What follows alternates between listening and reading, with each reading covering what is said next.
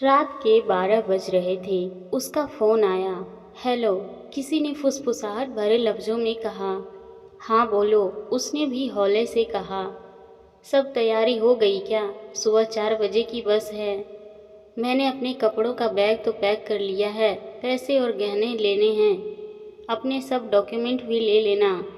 हो सकता है दोनों को नौकरी करनी पड़े। नया घर संसार जो बसाना है। ओके, मैं सब कुछ लेकर तुम्हें कॉल करती हूँ। उसने सबसे पहले माँ की अलमारी खोली और उसमें से गहनों का डिब्बा निकाला।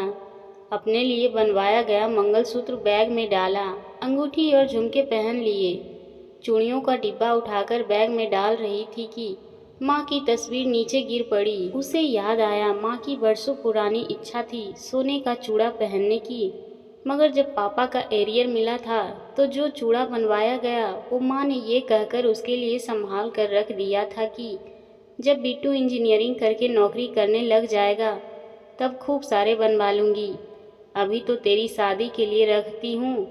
मेरी लाडो कितनी सुंदर लगेगी। उसने तस्वीर वापस अलमारी में रखी और चूड़ा बैग में रख लिया। अब बारी थी नकदी की।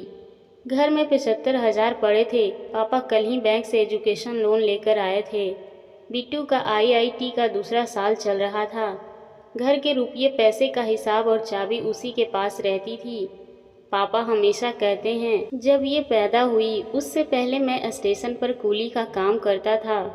जैसे ही ये पैदा हुई मेरी सरकारी नौकरी लग गई। यही मेरे भाग्य की देवी है मेरी लाडो बेटी। उसने अपने सभी डॉक्यूमेंट बैग में रख लिए। अब उसे चेक करना था कि घर में कोई जाग तो नहीं रहा है, सब सो गए हैं ना। सबसे पहले उसने बिट्टू के कमरे के दरवाजे से अंदर झाँका। बिट्टू अभी तक पढ़ रहा था। उसकी खाने की थाली वैसे ही ढकी पड़ी थी जैसे वो रख कर आई थी। अगले कमरे में झाँका। माँ गहरी नींद में सोई थी दवा लेकर। माँ हमेशा कहती है इस दवा में कोई गड़बड़ है, जो नींद बहुत आती है।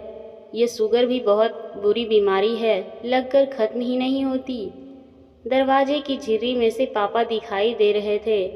वो अपनी वर्किंग टेबल पर बैठे व्यापारियों का बही खाता तैयार कर रहे थे। अभी कुछ दिन पहले ही उन्होंने ये नया काम ढूंढा था।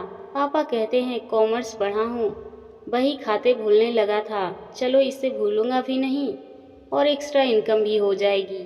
सब अपने काम में व्यस्त थे। वो अपने कमरे में आई और उसे फ़ोन लगाया। सब रास्ते साफ हैं, सब अपने काम में लगे हैं। मैं चुपचाप घर से बाहर निकलूंगी, उससे पहले फ़ोन करके बता दूंगी। अच्छा, तुमने गहने और पैसे ले लिए? हाँ, ले लिए। तुम बार बार गहनों और पैसों का क्यों पूछ रहे हो? मैंने कहा ना ले लिए। अरे बाबू, वो इसलिए कि नया घर संसार बसाना है। नई जगह जाते ही काम थोड़े मिल जाएगा, तो हमें घर के रूटीन कामों के लिए पैसा तो चाहिए ही। मेरा मोबाइल भी बहुत पुराना है, मुझे नया मोबाइल भी लेना है और फिर मैं कोई ना कोई नौकरी पकड़ लूँगा जिससे हम आराम से ज़िंदगी गुजारेंगे। सुनो, एक बात पूछूं? क्या तुम में इतनी हिम्मत नहीं कि मुझे कमाकर अपने पैसे से रख सको, खाना खिला सको? ऐसी बात नहीं है बाबू, तुम बिन रहा नहीं जाता और हम जाते ही मंदिर में शादी कर लेंगे और काम मिलेगा तो आराम से जिएंगे ना। सुनो, तुम एक काम करो, अभी भागने का प्लान कैंसिल करते हैं।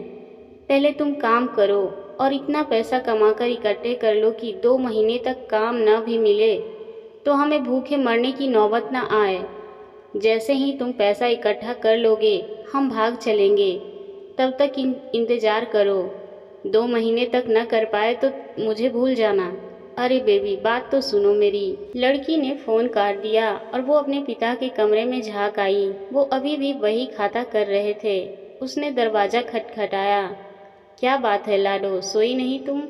पापा, एक बात कहनी है। कहो लाडो।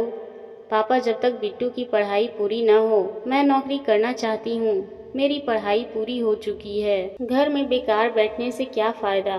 घर में 2 रुपये जुड़ेंगे ही।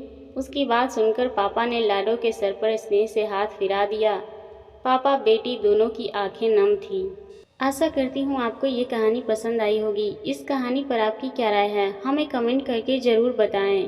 कहानी पसंद आई हो तो लाइक शेयर करना ना भूलें। चैनल पर नए हैं तो प्लीज़ सब्सक्राइब करें।